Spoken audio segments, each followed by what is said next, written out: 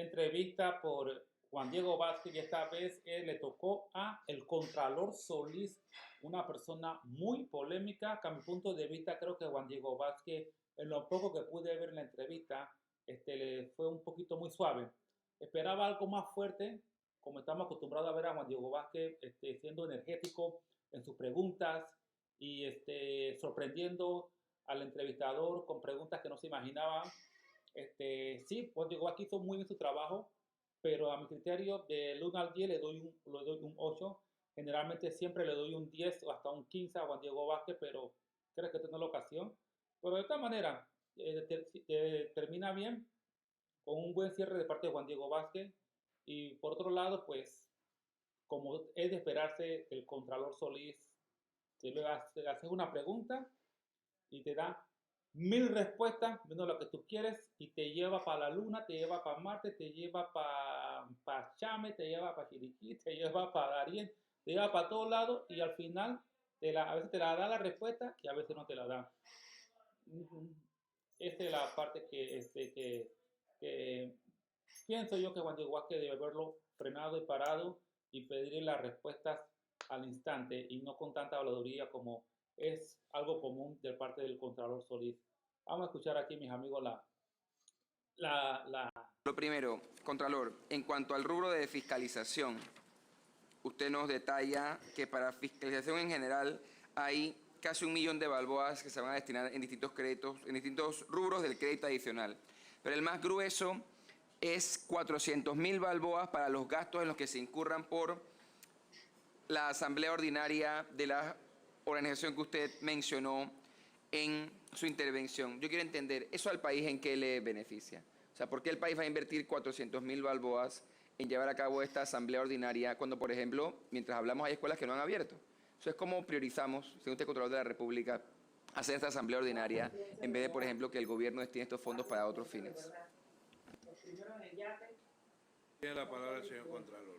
Gracias, señor presidente. La Organización Latinoamericana y del Caribe de Entidades Fiscalizadoras Superiores es la máxima organización en América que reúne a todas las contralorías, los equivalentes.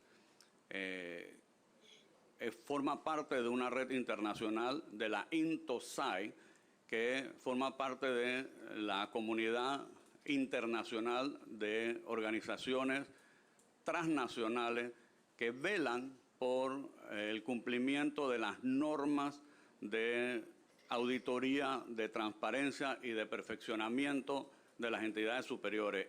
La Contraloría de Panamá se había alejado de estos organismos internacionales, habíamos perdido nuestro espacio.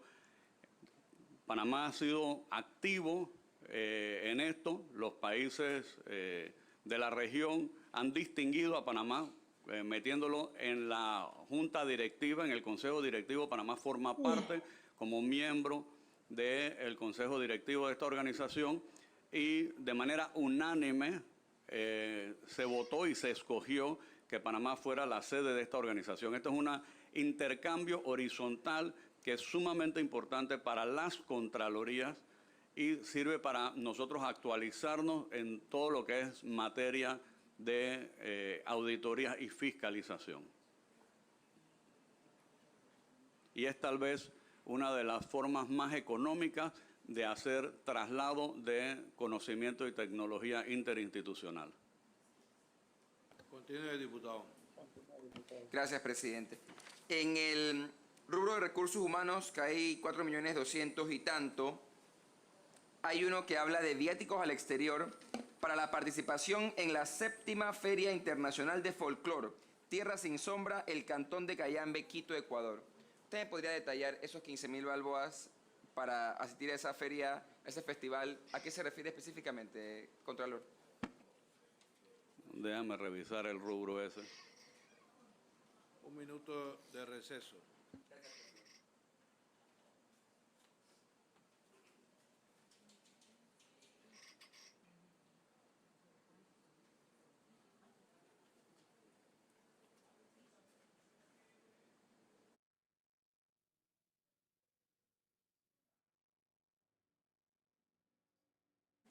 Gracias, señor presidente. Tiene la palabra el señor Contralor. Gracias.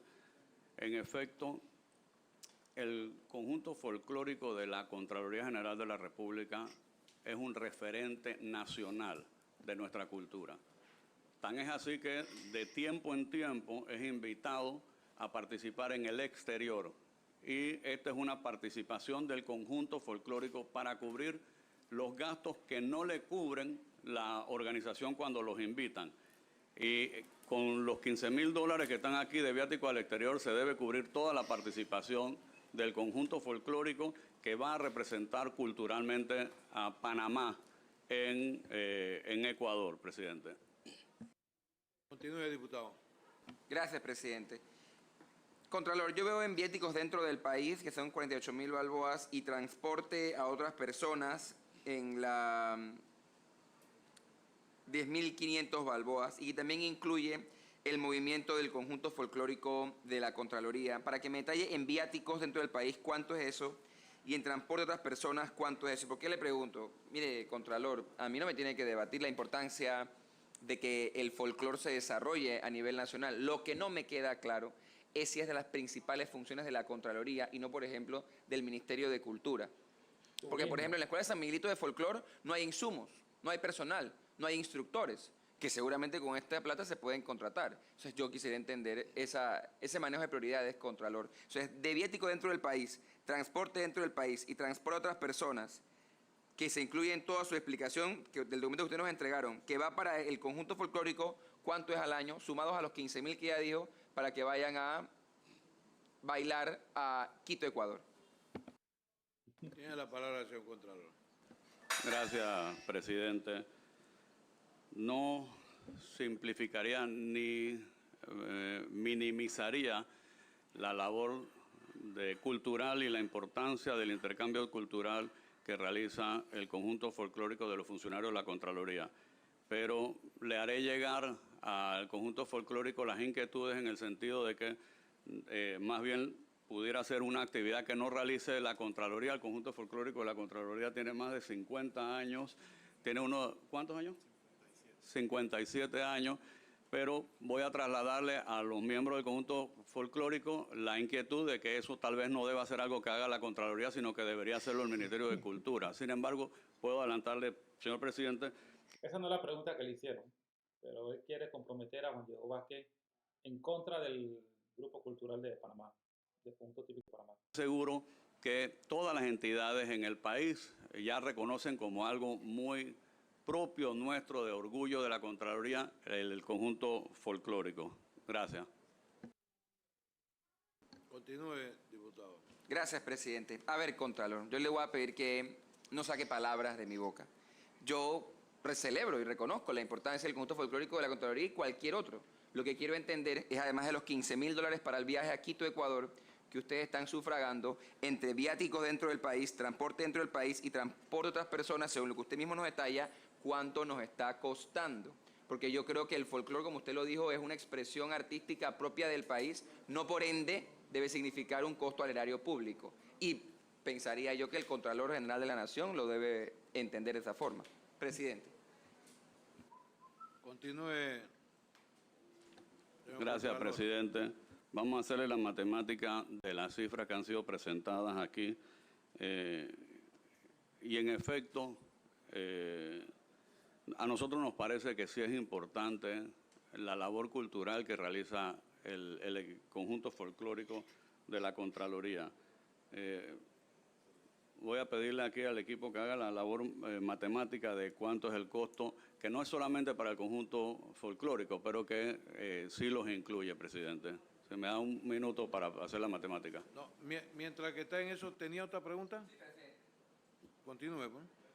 Gracias, presidente. Me parece una buena decisión de su parte para poder avanzar con las preguntas. Señor Contralor, aquí además, por ejemplo, hay un gasto en recursos humanos nuevamente en el crédito adicional de sobretiempo de 26,160 balboas. Y dice aquí, es necesario para pagar 40 horas extraordinarias mensuales de tiempo extraordinario y del excedente anual que corresponda a escoltas y conductores del despacho del Contralor, Subcontralor y Secretaría General. ¿Cuántos conductores y escoltas tiene este despacho superior? Y ese costo en sobretiempo, ¿por qué se genera? Presidente. Tiene la palabra el señor Contralor. Es necesario que esos funcionarios tengan choferes y escolta.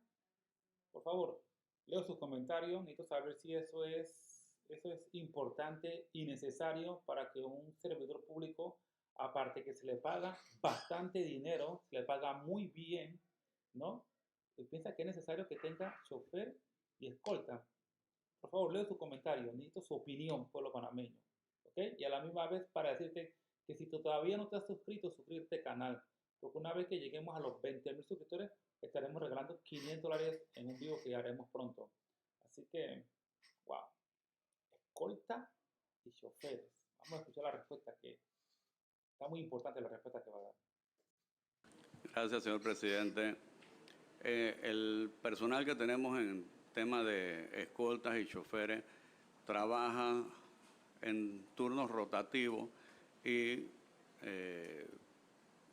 voy a pedir que me calculen cuánto personal es, pero yo calculo que en escoltas por lo menos en turnos de 3 turnos al día podemos estar hablando de 5 posiciones, pueden ser. Personalmente, ustedes han visto que yo, a veces hasta yo mismo manejo mi carro, no ando con escolta ni con carro que vaya. Entonces, ¿para qué lo estás pidiendo si tú manejas tu carro? A veces, ¿no? Generalmente. Entonces, ¿para qué lo pides? ¿Y cómo es posible que tú no sabes cuántos escoltas y cuántos choferes hay? Están inventando cosas. Inventando. Cansada ni que vaya de perseguidor detrás. Sin embargo, sí creo que los recursos son importantes para cubrirles con dignidad el tiempo que trabajan, porque trabajan en jornadas que son rotativas y que son muchas veces 24 horas. Le voy a dar la cifra, le pido a Recursos Humanos que calcule la cantidad de personal que es, presidente. Continúe, diputado. Gracias, presidente. Contralor, me preocupa algo de su respuesta y quiero que podamos entenderlo bien. Usted habla de que hay 3 turnos rotativos con aproximadamente, decía usted estimando, 5 posiciones. Además, usted mismo agrega de que usted en ocasiones maneja su auto. Yo no tengo por qué desconfiar de eso. Pero yo creo que ya ahí es suficiente para entender que hay una disparidad. Si usted en ocasiones maneja su auto, como por ejemplo lo hago yo prácticamente todos los días, de mi casa al trabajo y a lo que tenga que hacer, porque estamos pagando sobre tiempo a los conductores, si usted en ocasiones rescinde de esa labor que ellos hacen, a la que sin duda hay que cubrir y pagar con dignidad. Lo que quiero entender, hay 3 turnos rotativos al día porque ellos están las 24 horas con el personal del espacio superior. Es decir, le pongo un ejemplo para entender. ¿Ellos a qué hora terminan de trabajar? 24 horas, 3 turnos rotativos. Gracias. Continúe, señor Contralor. Gracias. En la institución tienen labor 24 horas. Ellos, hay escoltas que protegen la institución 24 horas. La secretaria, el subcontratar. ¿Protege la institución? ¿Los escoltas protegen a la institución o los escoltas protegen a las personas? ¿No? Pues creo yo que las instituciones tienen varias seguridad, ¿no? Así que no entiendo muy bien las mentiras que está diciendo el Contralor Solís aquí, tratando de salvarse de las preguntas incómodas que le está haciendo aquí Juan Diego Vázquez. ¿Cómo se gastan el dinero del pueblo panameño a lo loco? Wow. ¿Sabe cuántas cosas se pueden hacer con ese despifarro de dinero que tienen aquí esta gente? Pronto se van ya se van. Y el Contralor tienen su chofer y tienen sus escoltas. Hay ocasiones en que nosotros terminamos de trabajar tarde en la noche. Nosotros podemos iniciar labores cerca de 7:15 de la mañana y nos puede estar dando 11 de la noche. Hay ocasiones que nos da la madrugada, señor presidente, y estamos laborando y los escoltas se quedan acompañando. Muchas veces, honorables diputados, ellos no solamente están haciendo escolta de la secretaria general o del subcontralor o mío, sino que a la vez incluso cuando salimos tarde las damas. Pero ¿por qué necesitan escolta? No entiendo, esa es la parte que no entiendo. Son funcionarios públicos. Eh, ¿Porque tienen enemigos que lo quieren matar o...? No entiendo. No entiendo, mis amigos. ¿Por qué los ministros necesitan escolta? Leo sus comentarios. Que viven en lugares que pueden ser peligrosos, la llevan a su residencia y ese tiempo, por supuesto, hay que tomárselo en cuenta también a los escoltas que están laborando para la institución, aunque no específicamente para el secretario, para la secretaria, el contralor o el subcontralor. Continúe, diputado. Gracias, presidente. Contralor, una consulta. Aquí yo veo 76.800 en los viáticos al exterior de este crédito adicional de misiones oficiales a los consulados de Tampa, Nueva York, Francia y la Embajada de Canadá, y que en cada misión participa como mínimo 4 personas por 12 días. Esta comisión tomó una determinación, así como el Pleno de la Asamblea, en reducir a determinados cargos los viáticos al exterior. Quiero entender esta misión, a quiénes incluye, por qué se pagan tantos viáticos y cuáles son los objetivos de esa misión a esos consulados y embajadas, según el informe que usted nos presenta. Presidente. Gracias, Buena presidente. pregunta. En efecto, hay en la Contraloría un departamento de auditoría a los consulados y ese departamento hace auditorías a los consulados, muchas veces solicitado por el cónsul que está saliendo o por el cónsul que entra a hacer reemplazo. Esos específicamente que se han mencionado han sido solicitudes reiteradas de los que están en ejercicio de sus funciones que han solicitado que se les haga a ellos la auditoría porque de manera responsable quieren estar seguros de que van a entregar los despachos cumpliendo con todas las reglas de auditoría que impone la Contraloría General de la República. Gracias. Continúe, señor diputado. Gracias, presidente. Contralor, mire, aquí yo me encuentro con que ustedes están planteando contratar personal transitorio por el monto de aproximadamente 1.800.000 balboas para varios programas, entre esos personal administrativo de apoyo a diferentes direcciones, y usted hablaba en el resto de la separación del cargo, perdón, en cómo se distribuye estos fondos de recursos humanos para el tema de la fiscalización, y usted mismo habló de las auditorías a juntas comunales y municipios. Yo lo que quiero entender es esas auditorías, ¿cómo se realizan? ¿Se realizan a solicitud? ¿Se realizan porque ustedes determinan hacerlo? Porque, por ejemplo, nosotros le hicimos llegar una documentación explicando que había juntas comunales, por ejemplo, en San Miguelito, donde yo soy diputado, que habían entregado a una sola persona en un mes todos los apoyos, bolsas de comida, materiales de construcción, entre otros. Entonces, yo lo que me pregunto es, en esos casos, pagamos para auditorías, pero parece que no está resultando. Que me explique cómo lo podemos entender y cuánto es el monto al que asciende ese gasto, Contralor. Tiene la palabra el señor Contralor. Gracias, señor presidente. En efecto, nosotros hemos implementado con el programa de transparencia y rendición de cuentas una subdirección nacional de rendición de cuentas.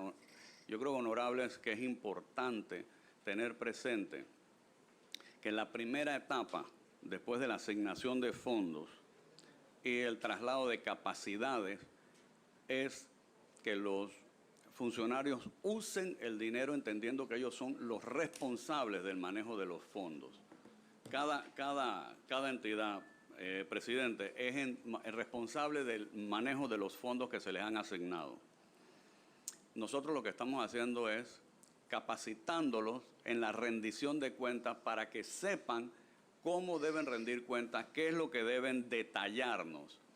Y ese proceso de rendición de cuentas, honorables diputados, para que tengan una idea, en el año 20, antes no se hacía rendición de cuentas, que es una etapa previa a las auditorías.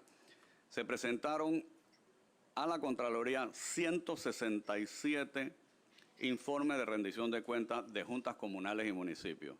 En el año 21, 241. En el año 22, 383.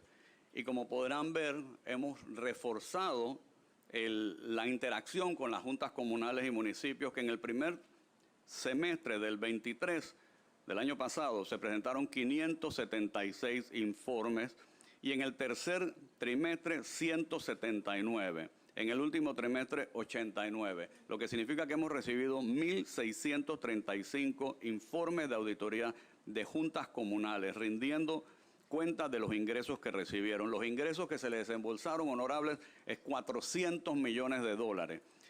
Una vez que nosotros recibimos eso, empezamos una etapa de revisión y examen para determinar si está correcta o incorrecta. Si hay una incorrección evidente que se vea, procedemos entonces a la etapa de las auditorías. Quiero adelantarles y anunciarles que hemos iniciado una fase piloto que consiste en, honorables diputados, rendir cuenta diaria en tiempo real de lo que está desembolsando cada junta comunal. De manera que tecnológicamente la Contraloría y el Departamento de Rendición de Cuentas puede ver en el día la rendición de cuentas del representante de corregimiento de la Junta Comunal. Y esto nos va a llevar, por supuesto, a corregir cualquier imperfección humana que se esté dando en el manejo de los fondos, de manera que cada día haya un mejor manejo de esos recursos, presidente. Esa no fue la pregunta. Gracias por tu respuesta. Continúe, diputado. Interesante, pero no fue la Gracias, pregunta. presidente. Y de esos trabajos diarios, ahora que reciben esa rendición de cuentas, ¿cuántas alertas se han encendido? ¿O todo se hace a la perfección? Tiene la palabra. Gracias, presidente. Aproximadamente el 97% de lo que hemos podido recibir de la rendición de cuentas está bien manejado. Posiblemente un 3% está en etapa de hacer ajustes yo no diría que, primero hay una etapa administrativa de corrección de las incorrecciones, que es la etapa, lo que nosotros llamamos la cultura de corrección. Estamos tratando de estar en la etapa de educación, de capacitación, de formación, de traslado de aptitudes, y ello implica un proceso de enseñanza y aprendizaje. El plan piloto acabamos de comenzarlo, yo creo que tenemos un mes menos de un mes de haber comenzado el plan piloto. Eso nos permite a nosotros la certeza de que cada vez va a ser mejor el desembolso, el uso de esos recursos. Nuestros funcionarios pueden advertirle que si un día han hecho algo incorrecto, al día siguiente lo deben corregir y se evita el uso mal de esos fondos. Muchas gracias, presidente.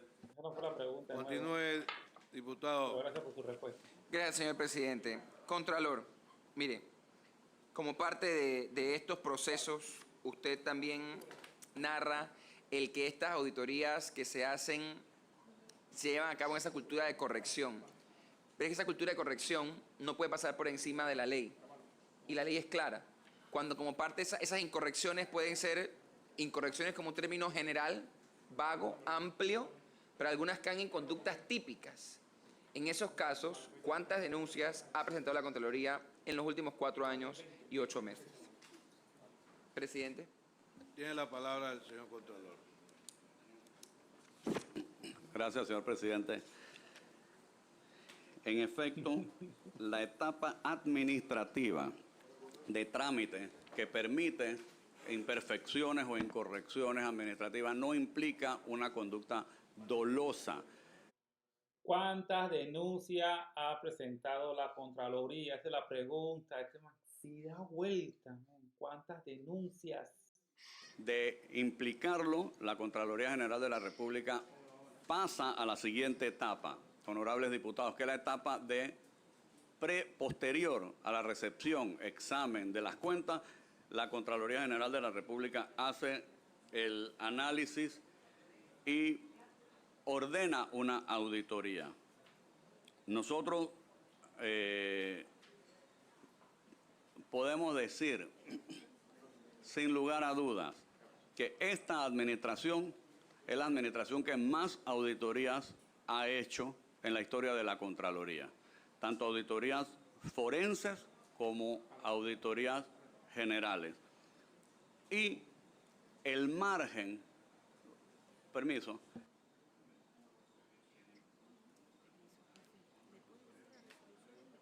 Man. Está bien, es bien difícil de entrevistar. Bien difícil. Wow, la pregunta fue cuántas... El margen, cuántas- esto es muy importante, honorable diputado, Ujú.